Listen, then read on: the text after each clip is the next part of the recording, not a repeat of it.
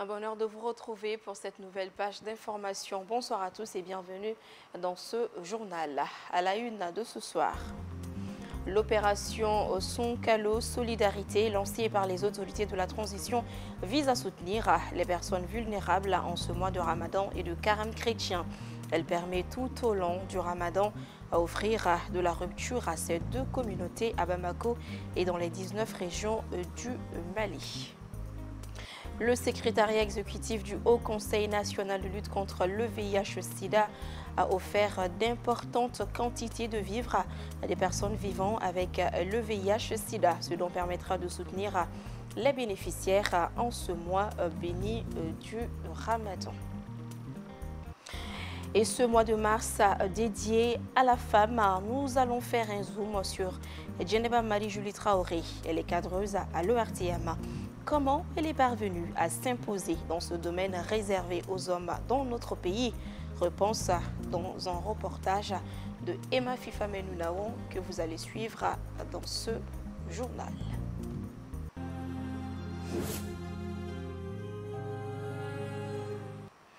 Bienvenue si vous nous rejoignez. Nous entamons ce journal avec ce communiqué.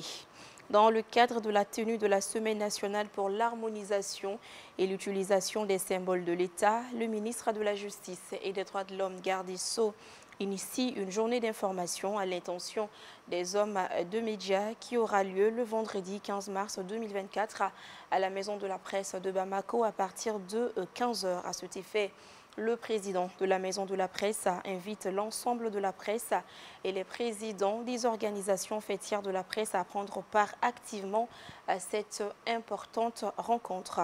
Le président de la Maison de la Presse sait compter sur la bonne compréhension de tous.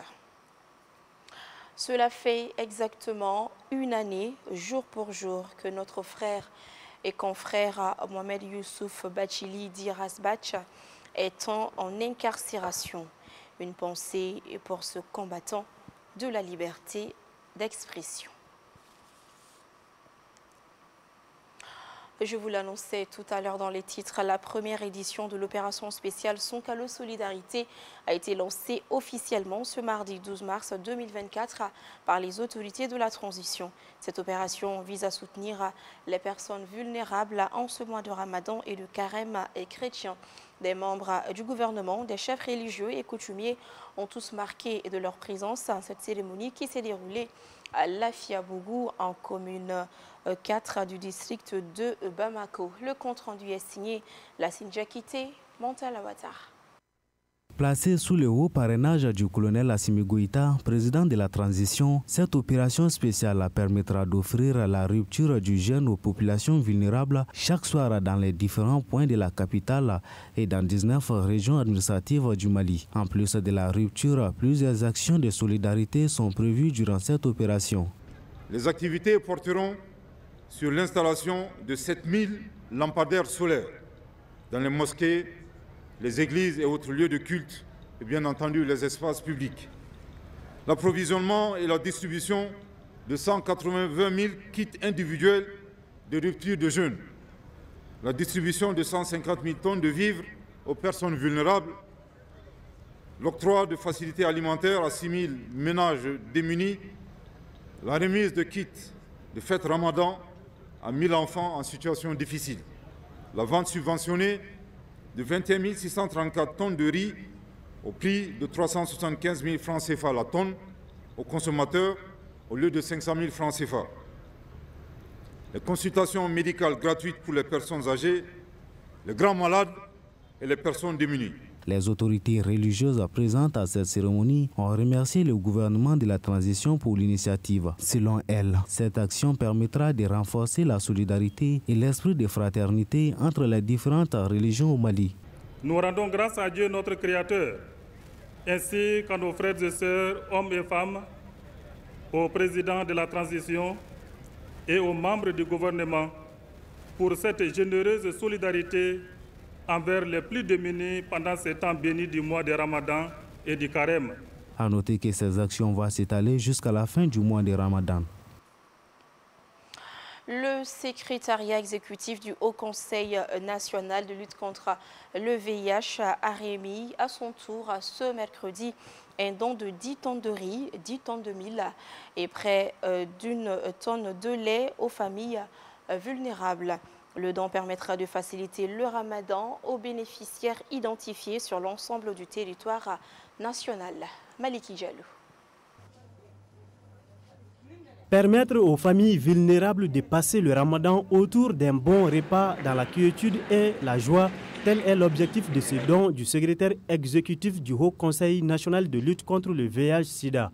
Ce don est la volonté du chef de l'État, le colonel Assimi Goïta, qui se soucie de tous les Maliens en général et les personnes vivant avec le VIH en particulier.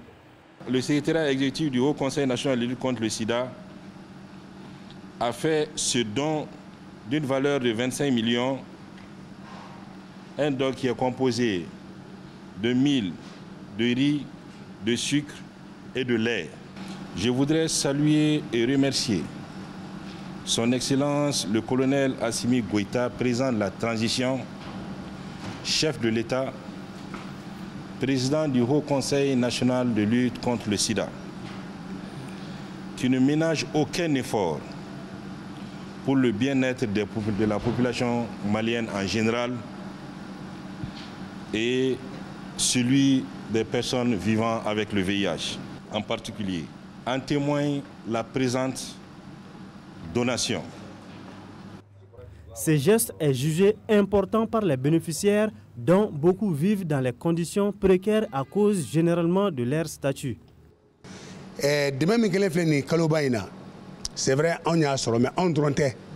C'est vrai, nous recevons ces dons à mois de Ramadan, mais ce n'est pas pour nous seuls. Nous avons des personnes qui n'ont pas aujourd'hui 1 kilo de vivres à préparer. Certains ont un verre de sucre pour leur bouillie et d'autres ne peuvent payer 25 francs de lait. Ces dons est donc une aubaine pour toutes ces personnes. Nous ne pouvons que prier pour les autorités, notamment les secrétaires exécutifs du Haut Conseil national de lutte contre le sida. Ce don de vivres concerne toutes les familles vulnérables de Bamako et des régions. Les secrétaires exécutifs régionaux du Haut Conseil national de lutte contre le VIH-Sida se chargent de la distribution dans les différentes localités. Par ailleurs, l'association Benkola Bamastaba de la mairie du district de Bamako a organisé le jeudi 7 mars 2024 à l'occasion de la célébration de la Journée internationale des droits des femmes, une journée d'assainissement de la mairie. Il s'agit à travers cette activité de démontrer ce geste que le 8 mars n'est pas seulement du repos, mais aussi des actions. Maïmouna Ouedraogo.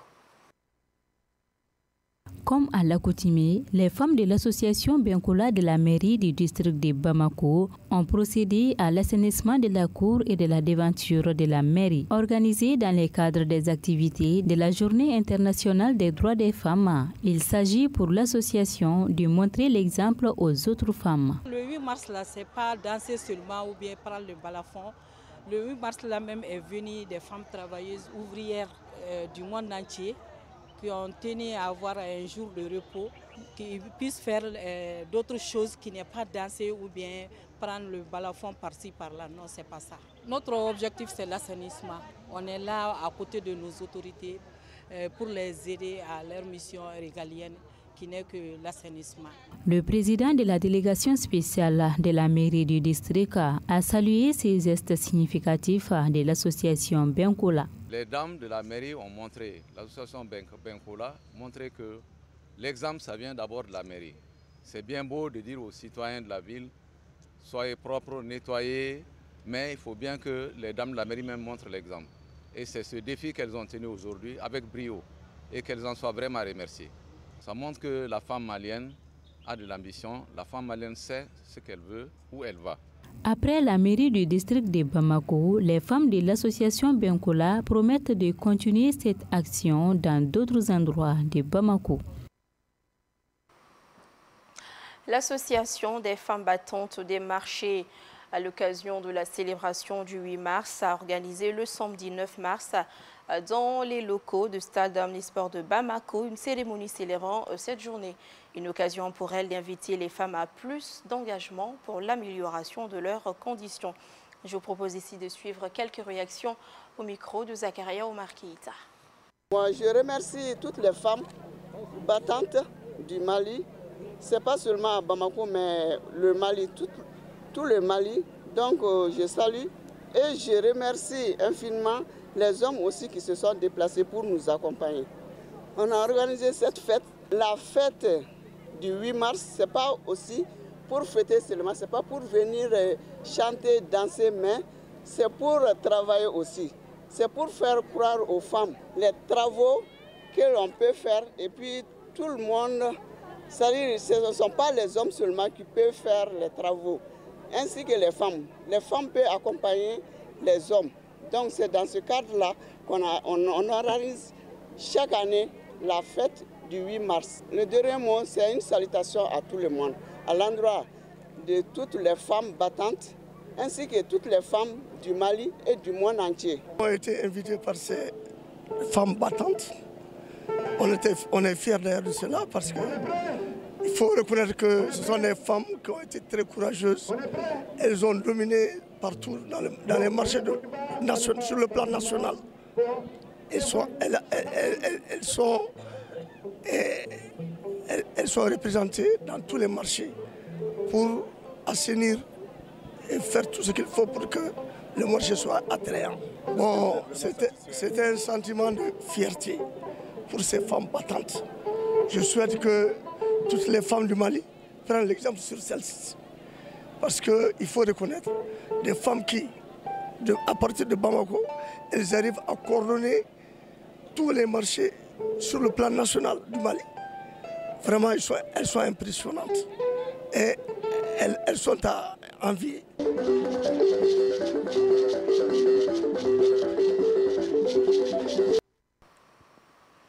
Actu sur un tout autre plan, Djedougou Torodo, chef-lieu de la commune rurale du même nom, a abrité le dimanche 10 mars 2024 la cérémonie de déclaration publique d'abandon des violences basées sur le genre. Ce résultat, une grande victoire sur les VBG, est le fruit de l'engagement de l'ONG Tanier et avec l'accompagnement de ses partenaires techniques et financiers, notamment l'UNICEF ou encore la Banque mondiale. La cérémonie a vu une forte mobilisation de la population locale, des autorités locales et coutumières, ainsi que des acteurs de l'éducation. Un compte rendu signé Lassine Djakiti.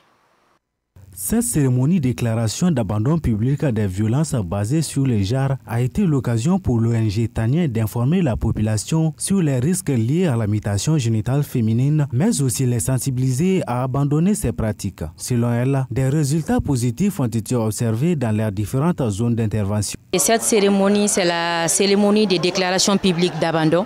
Chaque année, l'ONG Tanier, depuis ça vaut des années que l'ONG Tanier a pris l'initiative de créer cette journée afin que les populations bénéficiaires puissent déclarer publiquement l'abandon des pratiques néfastes dans leur communauté. Les autorités coutumières locales de la commune de Djedougou Torodo ont également signé une convention qui marque leur engagement à abandonner et à lutter contre toute forme de violence basée sur les genres, notamment la mutilation génitale féminine et le mariage des enfants. Bon, c'est un sentiment de joie qui m'anime toute la commune.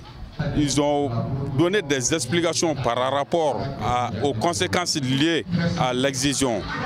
S'il plaît à Dieu, la commune est prête à honorer ses engagements par rapport à la signature de la convention.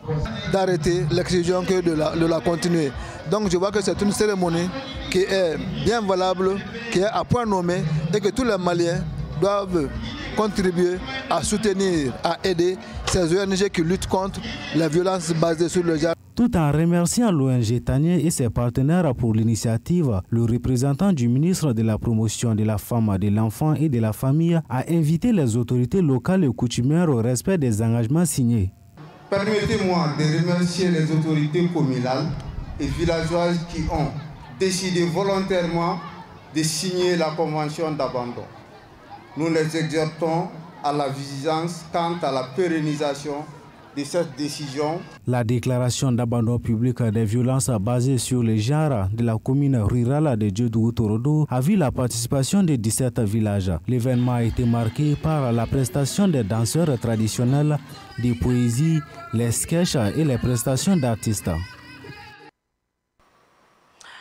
Tout le mois de mars est mis à profit par la chaîne pour célébrer les femmes. Et ce soir, zoom sur Julie, la cadreuse. Exerçant depuis 2012 le métier de cadreuse, Julie est une preuve vivante qu'il n'y a pas de domaine réservé aux hommes. Reconnue par tous comme une femme forte et compétente, Julie a su se faire une place parmi les meilleurs caméramans du pays. À l'occasion de la célébration du 8 mars, elle nous dévoile son vécu et les secrets de comment évoluer dans un milieu réservé aux hommes. Emma Fifame Nounaouan, Gabriel Keïta sont allés à sa rencontre. Voici leur reportage.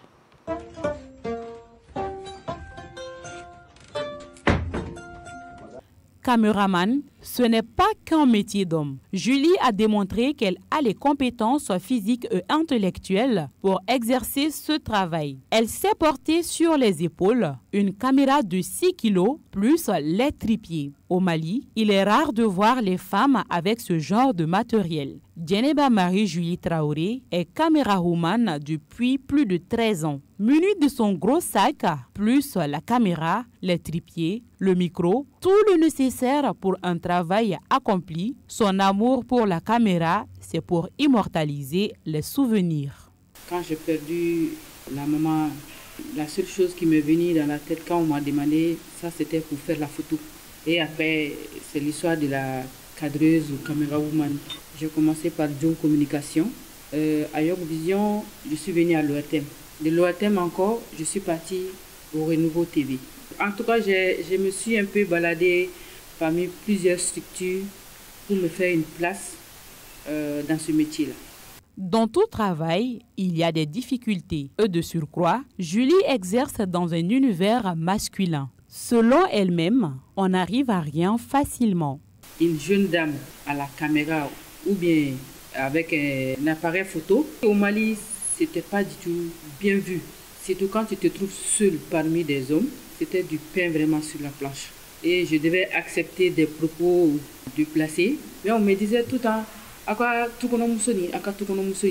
une femme se trouve parmi plusieurs hommes, ou bien qui rentre dans le domaine des hommes, là, il faut vraiment serrer la ceinture. Affectueusement appelée Julie la Noire par ses amis, c'est auprès des personnes de bonne volonté qu'elle a su se feigner le chemin. J'ai créé mon parcours et Dieu a fait en sorte que les bonnes personnes ont été sur ma route, qui m'ont aidé à arriver où je suis là. J'arrivais à jongler quand même entre le travail, l'école. Ça ne me causait pas de problème. Je me sentais à l'aise et c'est ça même qui faisait ma force. Et quand je me trouve aujourd'hui dans une vie de foyer, parce que je suis mariée, ça n'a pas pratiquement changé chez moi. Parce que mon mari m'encourage et puis il m'aide à ce que j'arrive à réaliser mes rêves. Le regard extérieur n'a jamais été source déstabilisatrice pour cette amoureuse des images. Julie est fière d'être camérawoman et n'hésite pas une seule seconde à donner des conseils.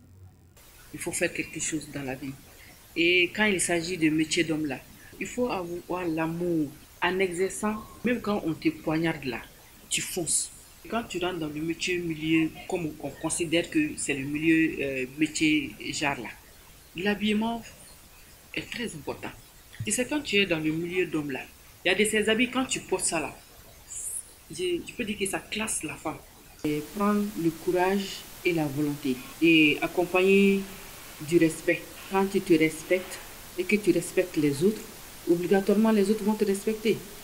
Le droit au travail et à la formation est reconnu à chaque citoyen selon l'article 4 du Code de travail en République du Mali. Mais les textes ne règlent rien sans engagement personnel et parfois le travail. Donc, chères mères et sœurs, ne reculons devant aucun obstacle. Bonne fête à vous toutes. Nommé ambassadeur du Mali en République populaire de la Chine. Lors du Conseil des ministres du 24 janvier 2024, son Excellence, le général de brigade Élisée Jandao a pris congé de ses collègues au cours d'une réception organisée en son honneur par la commission d'organisation de l'ambassade du Mali au Gabon. C'était le mardi 9 mars 2024 à Libreville. Adam Tangara nous en parle. Suite à sa nomination en qualité d'ambassadeur du Mali auprès de la République populaire de Chine lors du Conseil des ministres du 24 janvier 2024, marquant ainsi la fin à plus d'une année de service en qualité d'ambassadeur de la République du Mali près de la République gabonaise, de la République du Cameroun et de la Centrafrique, les collègues de son Excellence le général de brigade Élisée Jandao ont tenu à lui rendre un dernier hommage avant son départ pour sa nouvelle mission. Au cours de la cérémonie, son Excellence Élisée Jandao s'est dit ému de quitter toutes les personnes ayant rendu son séjour diplomatique agréable. Quelqu'un a dit, venir, c'est aussi partir. Oui, quand on vient, c'est aussi pour partir un jour. Quelqu'un d'autre a dit, ce n'est pas partir qui est mauvais, mais c'est plutôt la manière de partir qui est bonne ou mauvaise. Je suis profondément partagé entre la douleur de quitter des collègues avec lesquels nous avons construit une équipe formidable, des compatriotes chaleureux, attentionnés, respectueux et disponibles, et le devoir de rejoindre une nouvelle juridiction, où tant de défis et certainement des collègues chaleureux m'attendent aussi.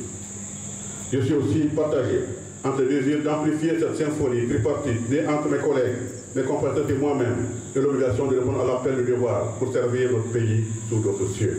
Quant à ses compatriotes du Gabon, du Cameroun et de la Centrafrique, son Excellence les a invités à l'union sacrée autour des idéaux du Mali Koura. Les échos nous parviennent et de nombreux témoignages curieux lors de nos échanges avec ces autorités. Je vous encourage à y persévérer tout en continuant à vous donner la main et à nourrir,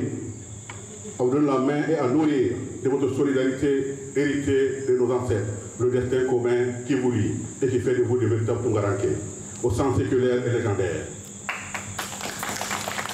Pour cela, je vous recommande de travailler davantage à réduire les divergences, à vous recentrer sur l'idéal Malikoura avec détermination, car les défis sont nombreux et vos contributions sont attendues pour relever ces défis-là. Signalons que son Excellence le général de brigade Élisée Jandao avait pris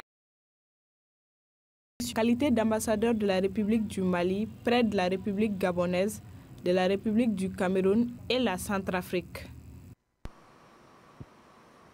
Et voilà, cette édition est terminée. Merci à tous ceux qui ont contribué à sa réalisation. Grand merci à vous également de l'avoir suivi. Au plaisir de vous retrouver demain, même heure, à même chaîne. Bonsoir.